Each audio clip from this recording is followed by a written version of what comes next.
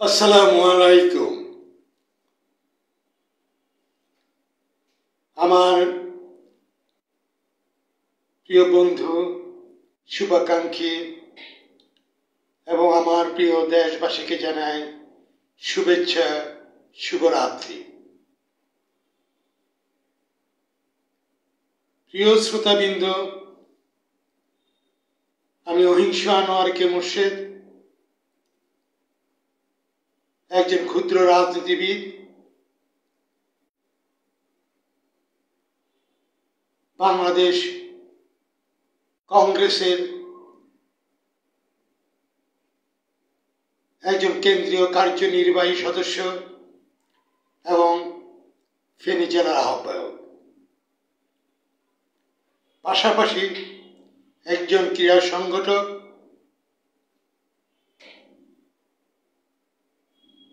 সমাজ সেবা ছোটকাল থেকে করাটা এটি আমার রক্তের সাথে মিশে আছে।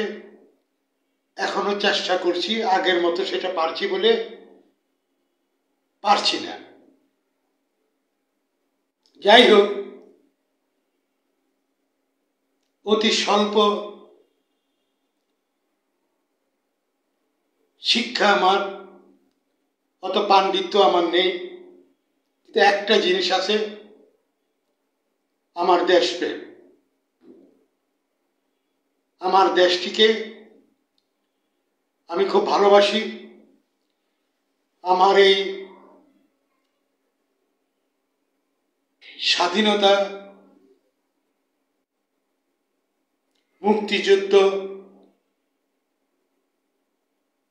মুক্তিযুদ্ধের নেতৃত্বে যেসব রাজনৈতিক দল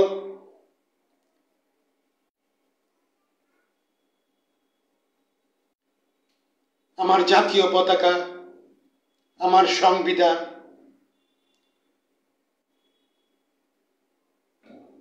আমি খুব গৌরবান্বিত অনুভব করি। যখনই রাষ্ট্রের উপরে আঘাত পড়ে হায়না, শকুনদের, সাম্রাজ্যবাদী দালালদের, আমার দেশের বিরোধী শকুনদের, পাকিস্তানি প্রেতাত্মা এবং পাকিস্তানিদের যখন আমার দেশটিকে সব সময় ধ্বংসের পায়তারায় লিপ্ত ছিল, স্বাধীনতার আগে ছিল, পাকিস্তান আমলও ছিল, এই চলতে চলতে বর্তমান অবধি এটি একটি ভয়ঙ্কর আকার ধারণ করেছে। এর থেকে ভয়ঙ্কর আর কিছু এ রাষ্ট্রে হওয়ার আর কোনো সম্ভাবনা নেই। এর থেকে ভয়ঙ্কর আর কিছু হয় না। এর থেকে ভয়ঙ্কর কিন্তু পাকিস্তানি হানাদাররাও আমাদের দেশে করেনি, কারণ ওরা ছিল হানাদার, আমরা ছিলাম মুক্ত হওয়ার জন্য সংগ্রামে লিপ্ত। ওরা আমার দেশের মা বোনদেরকে নির্যাতন করেছে, পাশবিক এবং করে ক্ষান্ত হননি, হত্যা করেছেন, মেধা শূন্য করেছেন, লুটপাট করেছেন, সারা বাংলাদেশে হত্যাযজ্ঞ চালিয়েছেন।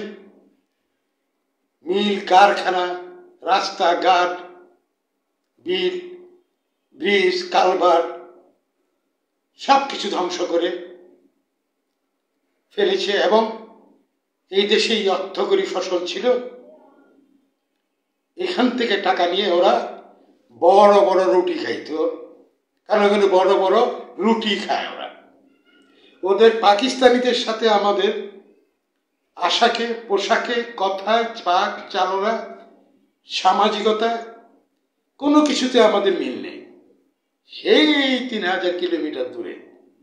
যাই হোক, ওদের যন্ত্রণা অতিষ্ঠ, তাই বলে ক্ষান্ত হয়নি। ওরা এমনি করছে না, কারণ এদের প্রেতাত্মা দিয়ে রেখেছে এবং যারও সন্তানের জন্ম দিয়ে গেছে, আজকে তারা একটা মহিরু হয়ে আকার ধারণ করেছে।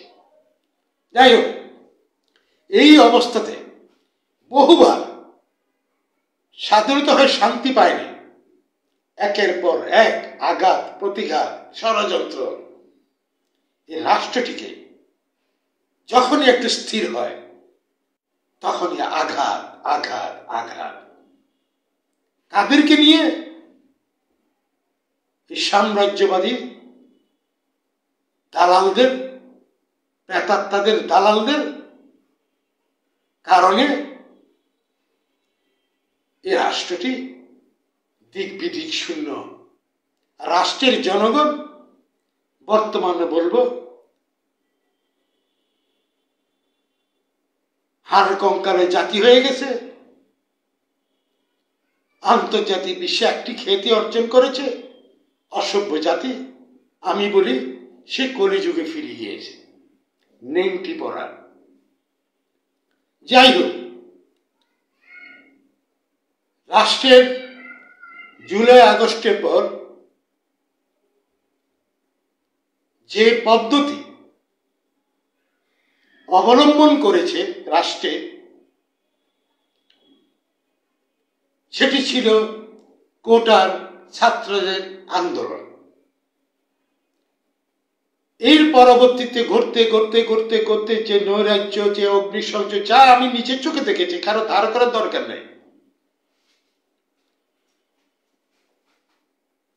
এবং কতগুলো যদি বিপ্লব, এটা বিপ্লবেও না, বিপ্লব তো একটা সাংঘাতিক একটা জিনিস, গণ অভ্যুত্থানের আগেও ঘটেছে। এটি ছিল সহিংসতা, সারা বাংলাদেশে হত্যা, রক্ত গঙ্গা বয়ে দেওয়ার একটা তাণ্ডব যা চলমান।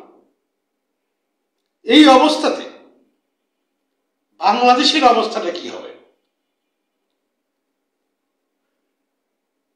সরকার তৎকালীন আন্দোলনের সময় জনগণকে যদি বলা হতো এই সরকারের অনেক খারাপ দিক আছে, অনেক কর্ম খারাপ আছে, তাদের পতন জনগণ জানত, তা কিন্তু জনগণকে জানানো হয় নাই। এই আন্দোলনের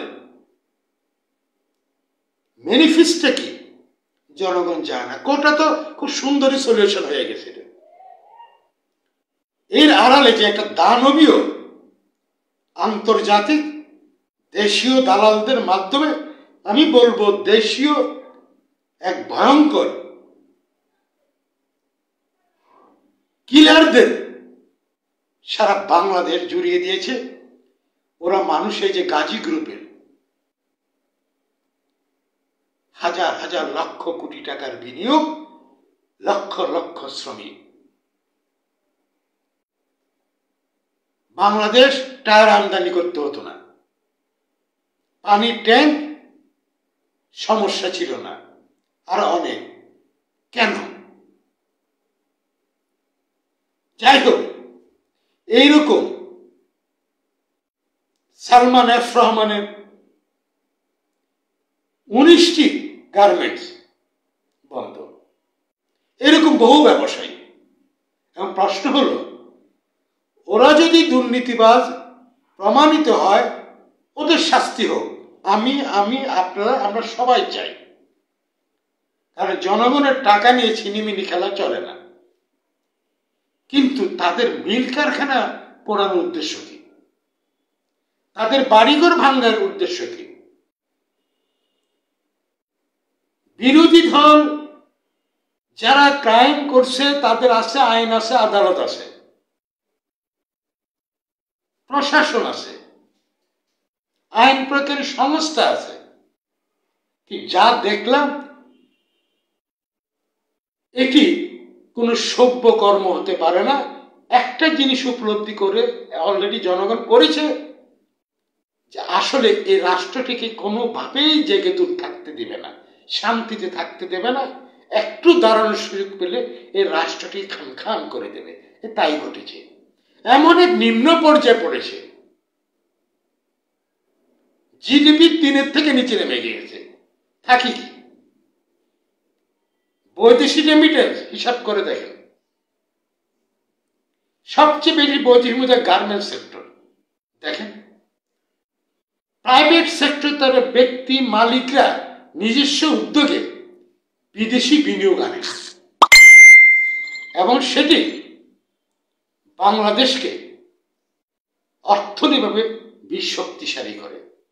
আর সবচেয়ে বড় কথা, এদেশের কৃষক, শ্রমিক, কামার, কুমার, জেলে, তাঁতি, খেটে খাওয়া মানুষ, রাজমিস্ত্রি, কাঠমিস্ত্রি, যারা শ্রম দেন, তারাই সব তাদের শ্রমের মাধ্যমে রাষ্ট্রের উন্নয়ন ঘটে। অথচ সব সময় এরা অবহেলিত। অথচ রাষ্ট্রের মালিক জনগণ। সম্মান যদি জানাতে হয়, প্রথমে জানাতে হবে আমার কৃষক, শ্রমিক, মেহনতি মানুষ। আর সারা বাংলাদেশে এক ভয়ানক পরিস্থিতি, কর্ম নেই, বেকার, যার কারণে চুরি ডাকাতি বেড়ে গিয়েছে। এই জনতা ওই জনতা নামদারি লুটতরাজ, হাসতে হাসতে একজনের বাড়ি লুট করতেছে, সাথে আবার বলে সাংবাদিক। স্কুলে 2 কলম পড়ছে কিনা সন্দেহ, ও ক্যামেরা একটা নিয়ে ইউটিউবার সাইজা আমি সাংবাদিক। সাংবাদিকদের গলা ফাট দেওয়া উচিত। আর এইসব জায়গাগুলিকে, এদের যে পদচারণা, এটিও বন্ধ করা উচিত। এরা কিভাবে সাংবাদিক হয়? যেখানে যায়, যদি 100 লোক হয়, এরা থাকে 90 জন। নিশ্চয়ই প্রতিষ্ঠিত 90টা গণমাধ্যমের কর্মী থাকে না? যা আছে বাকি সব 90% এগুলো ইউটিউবার, ব্লগার, আর ওরা বলে সাংবাদিকতা। পুলিশ প্রশাসন বর্তমানে আমাদের ধন্যবাদ জানাই সশস্ত্র বাহিনীকে, যেভাবে কাজ করছে, সেখানেও এরা করে। এখন সেখানে একটা ব্যক্তি তার হাতে মাদক পেয়েছে, তার পিছু পিছু ঘুরছে। মাদক অবশ্যই নিয়ন্ত্রণ করতে হবে, তবে এটাও খেয়াল রাখতে হবে, সারা পৃথিবীতে আছে, যদি সে ক্রিমিনাল না হয়, যদি সেটা কিছু সময়ের জন্য নিশ্চিন্তে, একাকিত্বে, ভালো লাগার জন্য করে, আমার মনে হয় ছাড় দেওয়া যেতে পারে। অথচ তাদের চরিত্র হনন করার জন্য ইউটিউবরা তার পিছিয়ে দৌড়ায় থাকে। সবচেয়ে খারাপ লাগে যখন কোনো নারী, ইয়াং মেয়ে, কোনো না কোনো কারণে তার অর্থ আসে, তার পরিবারের অর্থ আসে, শিক্ষিত পরিবারের, অ্যালকোহল জাতীয় হোক, কিছু জিনিস সে পছন্দ করে। আমাদের দেশে একটা নিয়মও আছে বৈধ পথে করার, তার টাকা চুরি করা টাকা না, এবার সে ক্রিমিনালও না, চেকপোস্ট গলিতে ধরা খাচ্ছে। কেন এটা, এগুলো নিয়ে এত কিছু করা? এবার এদিন দেখলাম একটা মেয়ের পিছনে মনে হয় ফুল, গোলাপ ফুল বা যে কোনো ফুল যখন ফুটে, মৌমাছি ওখানে ঝাপটায় পড়ে। এই ইউটিউবদারীরা এই ধরনের মেয়েদের, মহিলাদের অথবা কোনো সম্মানিত ব্যক্তি কোনো কারণে ওই দিন অ্যালকোহল পান করেছেন, উনি তো মাতলামি করেন নাই, উনি তো কারো কোনো ক্ষতিও করেন নাই, এগুলো নিয়ে ব্যস্ত আছে। রাষ্ট্রের দুর্ভিক্ষের দামামা বাড়ছে, কোনো খেয়াল নাই।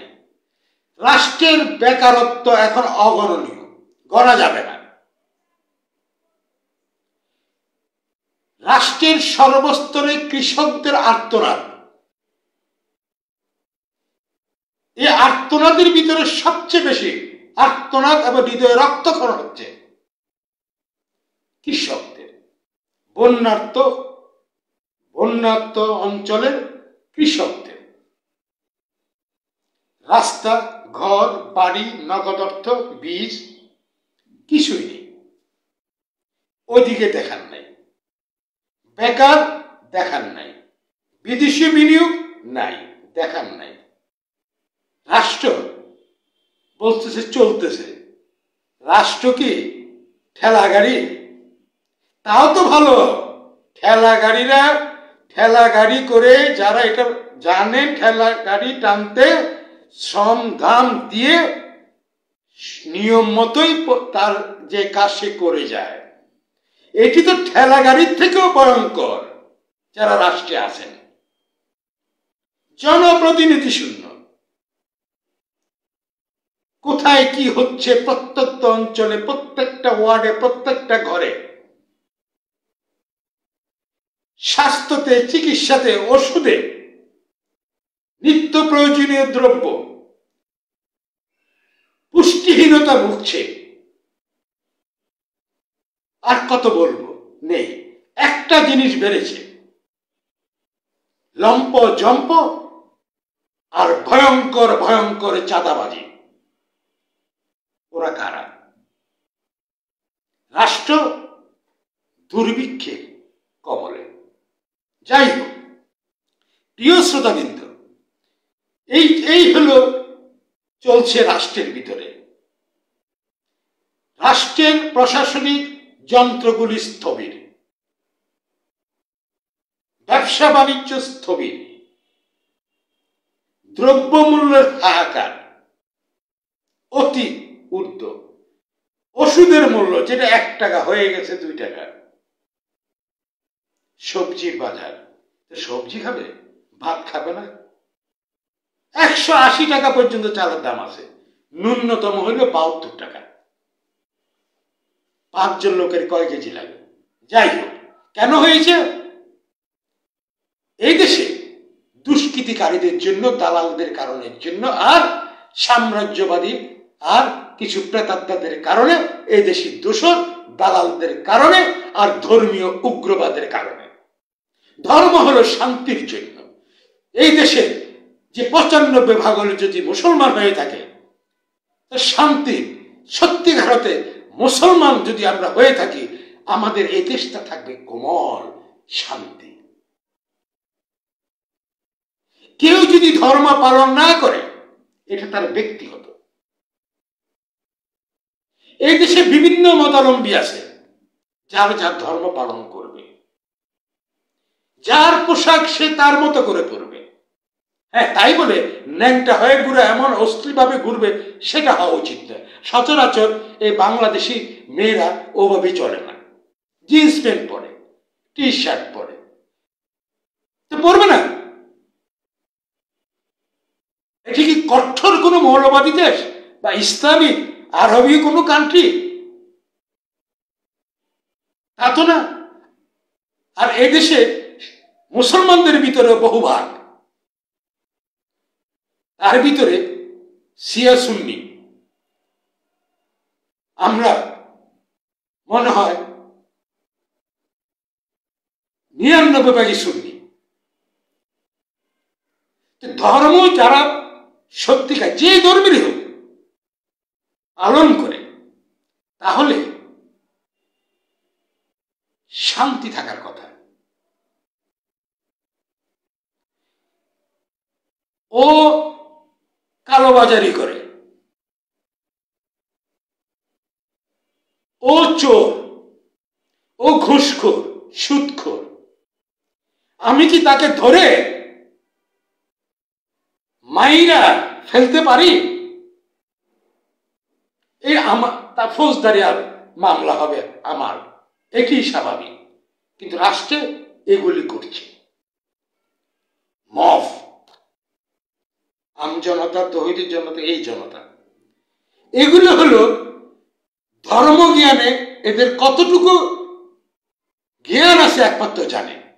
যদি ধর্মীয় জ্ঞান জানে, নারাই তকবীর বলে, আরে গরু জবাই করতে তো মানুষের কষ্ট হয়, হৃদয়ে আঘাত লাগে। একটা মুরগি জবাই করতে তো আঘাত লাগে যখন ছটপট করে। আর মানুষ হয়ে মানুষকে কিভাবে হাত আলাদা করে জবাই করে ঝুলাই রাখে এবং ঘরের ভিতরে ভর্তি করে আগুন জ্বালায় দেয় এবং নারাই তকবীর বলে, তাহলে আমার মুসলমান ধর্ম আমাদেরকে এই শিক্ষা দেয় না।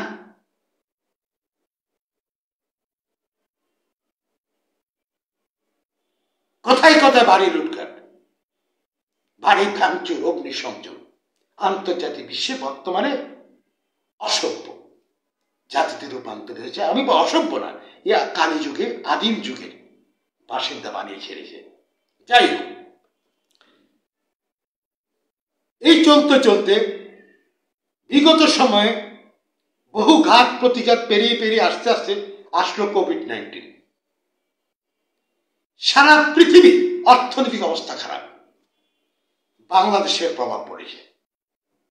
এই কাটতে না কাটতে শুরু হয়ে গেছে ওদিকে মিশর বা আর্মেনিয়া নাকি ওই আরব রাষ্ট্রে সৌদির সাথে একটা যুদ্ধ। এর কিছুদিন পরে শুরু হলো ভয়ঙ্কর যুদ্ধ ইউক্রেনের সাথে রাশিয়া। সারা বিশ্বে তেল, গ্যাস, খাদ্যদ্রব্যের বিভিন্ন ভুট্টা, রান্না করার তৈল, গাড়ি চালানো, বিদ্যুৎ তৈরি করা, এই সব কিছু এবং পুরো পৃথিবীর অর্থনৈতিক ধাক্কা, সেটিও মোকাবিলা করে রাষ্ট্র যখন টিকে আসছে,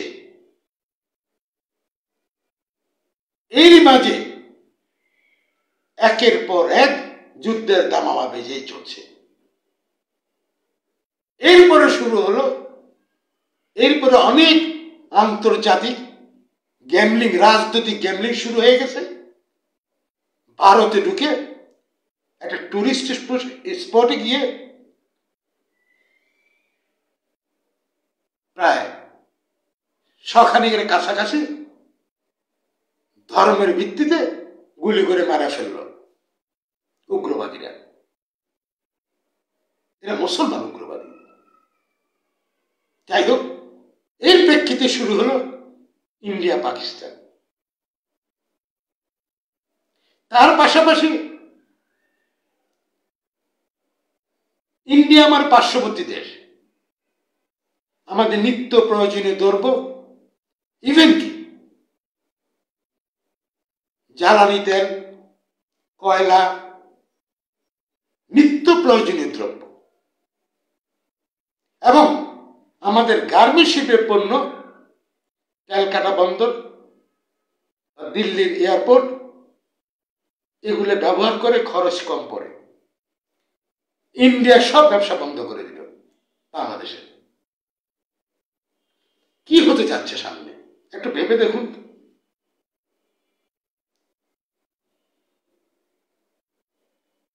কে খাবার দেবে আপনাকে? আর সবচেয়ে বড় কথা হল, দেশে কোনো নির্বাচিত জনগণের ম্যান্ডেট দ্বারা সাংবিধানিক কোনো সরকার নেই, রাজনৈতিক কোনো সরকার নেই। যে দেশে রাজনৈতিক সরকার থাকে না, ভিন্ন কৌশলের মাস্তানীয় কায়দার মসনদ দখল করা, রাজা বাদশাদের আমলে এরকম খুন খারাপি করে দখল করা হতো। এই বাংলাদেশে ওই রকমই, পৃথিবীর কোথাও তার গ্রহণযোগ্য থাকবে না, কোনো চুক্তি হবে না, করবে না। এটি তো স্বাভাবিক। বাংলাদেশ হলো অন্যদের সাথে করতো না। এখন শুরু হলো আরো ভয়ঙ্কর, ইরান আর ইসরায়েল। আর আমি একজন মুসলমান, ইসরায়েলি আমি একটা ইয়েতে দেখলাম এই কিছুক্ষণ আগে 1 কোটির কাছাকাছি মুসলমান বসবাস করছে বর্তমানে, তেল আবিবে বেশি। ওখানে 5টা মসজিদ আছে, ওরা তো বেশ হাসি খুশি, চমৎকার জীবনযাত্রা।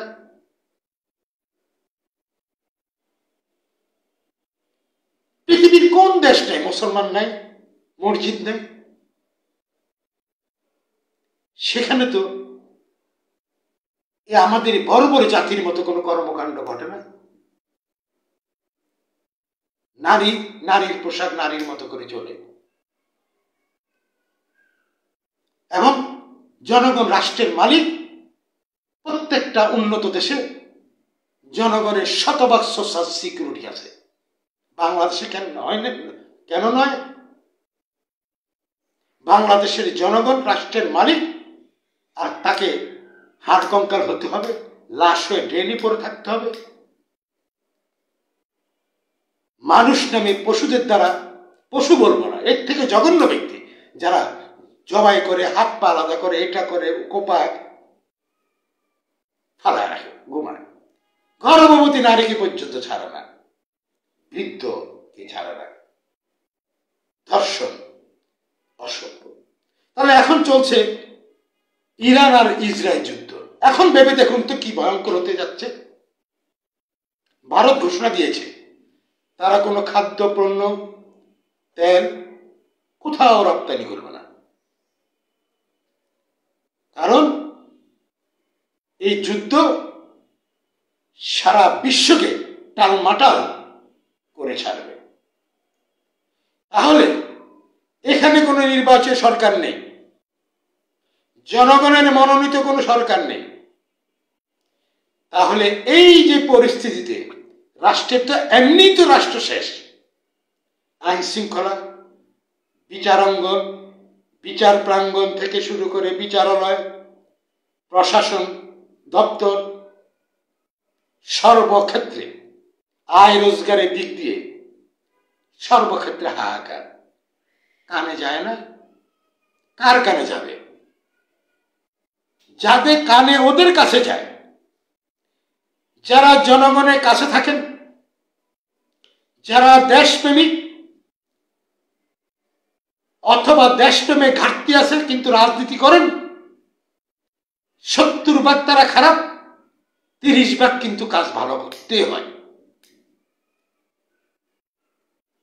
বর্তমানে দেশপ্রেমিক রাজনীতিবিদের শূন্য, কিন্তু তারপরেও জনপ্রতিনিধি থাকতে হবে, নির্বাচিত জনপ্রতিনিধি যেমন ভয়ঙ্কর লুটপাট করে, খারাপ কাজ করে, আর তারাই জনগণের অন্তত 20% 30% কাজও জনগণের জন্য করে। যদি অনির্বাচিত ভিন্ন কৌশলে বর্তমানে যে সরকারটি আছে, তাদের তো এই জনগণ রাষ্ট্র নিয়ে কোনো কথা নেই। ভিন্ন রাজনীতিবিদ, সমর্থক, নির্যাতন, সংখ্যালঘু নির্যাতন, সবচেয়ে বড় কথা যারা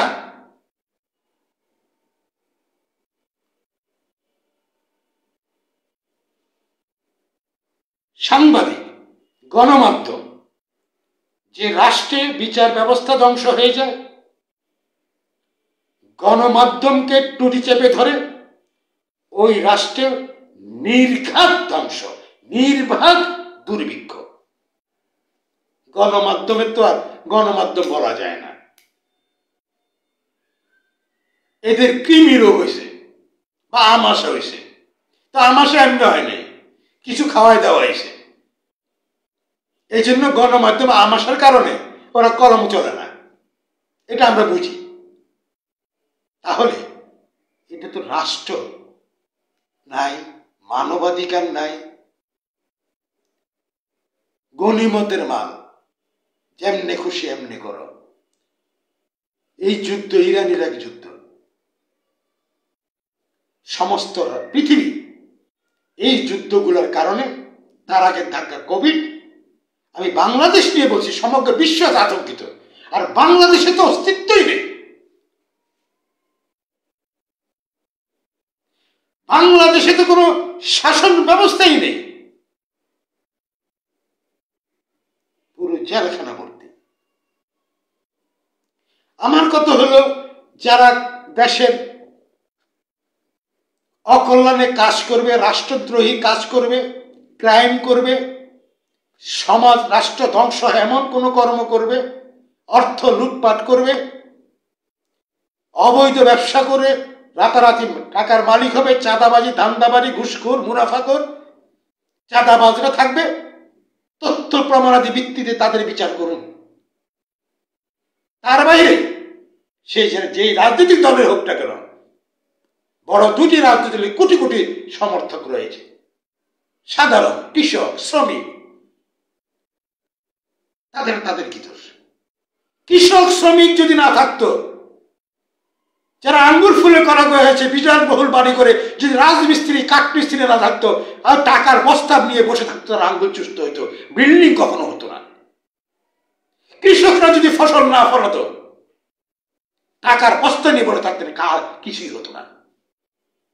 বিদেশি প্রবাসীরা অক্লান্ত পরিশ্রম করে রাষ্ট্রে রেমিটেন্স পাঠায়, সেটাকেও লুটপাট।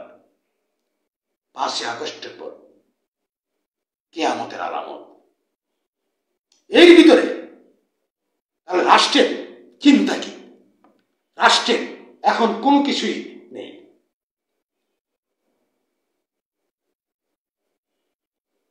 কি সব মিটিং ফিটিং দেখি, কমিশন ফমিশন দেখি, ওখানে রাজনীতিবিদ, নিবন্ধিত রাজনৈতিক দল ছাড়া অনিবন্ধিত কোনো এখানে কথা বলে রাখবে কি? আর উগ্রবাদী, যেখানে ধর্মীয় উগ্রবাদ সৃষ্টি হয়েছে, ওই রাষ্ট্র কখনো মাথা তুলে দাঁড়াবে, এই পৃথিবীর কোনো ইতিহাসে নেই।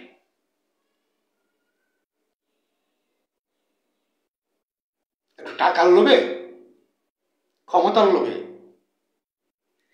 ধর্মীয় উন্মাদনা ছেড়ে দিয়ে নিজের দেশকে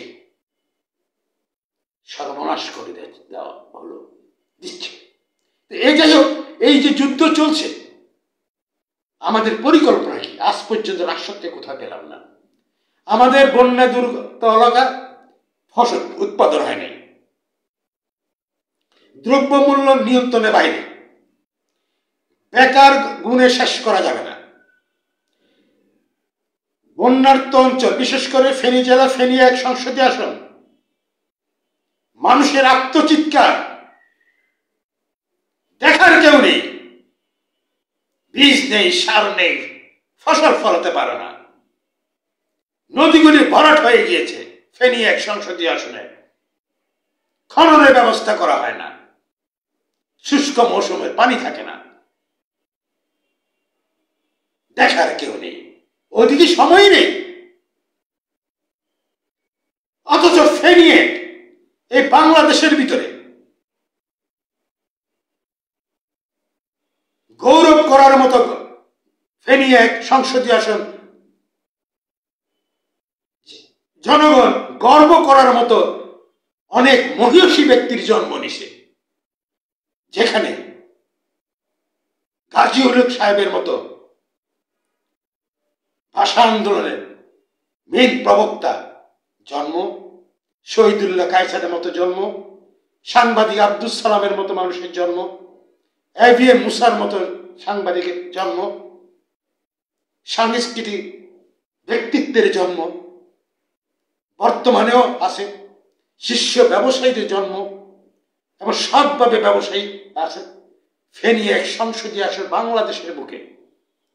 অথচ ফেনী 1 সংসদীয় আসন দিকে যদি সঠিক পরিমাণ হয়, ফেনী 1 সংসদীয় আসনে একটি শিল্প অঞ্চল, একটি না দুটি শিল্প অঞ্চল গড়ে ওঠে।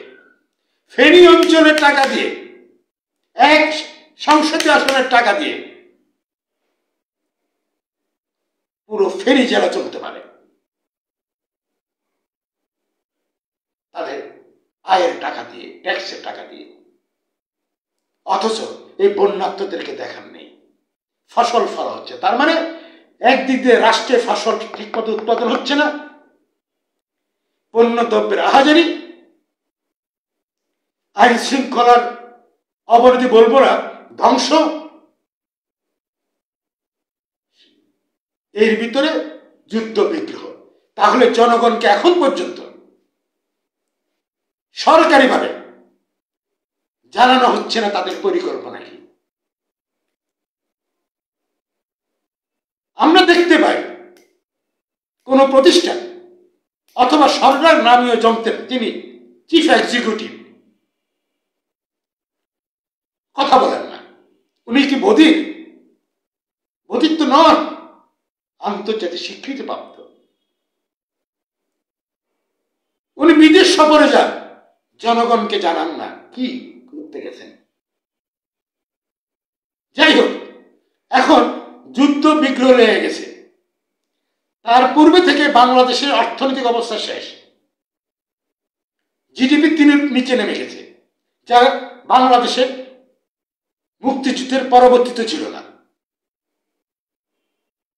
ব্যবসা বাণিজ্য, মিল কল কারখানা ধ্বংস।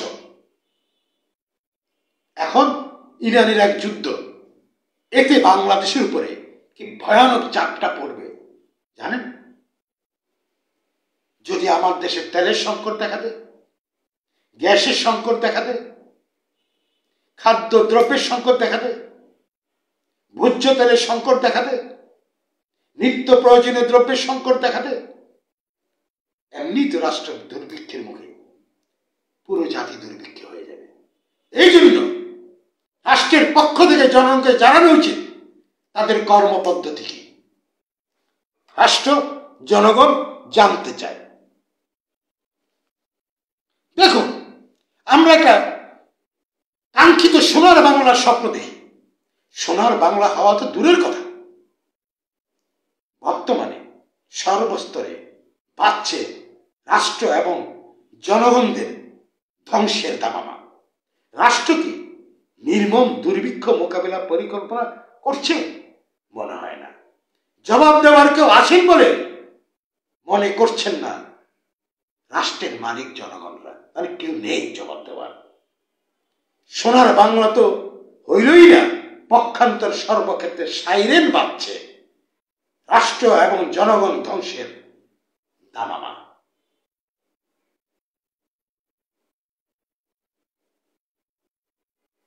বিশ্ব আজ অস্থির, চলছে বিভিন্ন গুরুত্বপূর্ণ রাষ্ট্রের মাঝে নির্মম যুদ্ধের খেলা। বাংলাদেশ এবং রাষ্ট্রের জনগণ পড়ে গিয়েছে মর্মান্তিক দুর্ভিক্ষের জালে এবং নিরাপত্তাহীনতার জালে, দুর্বৃত্তদের আতঙ্কে।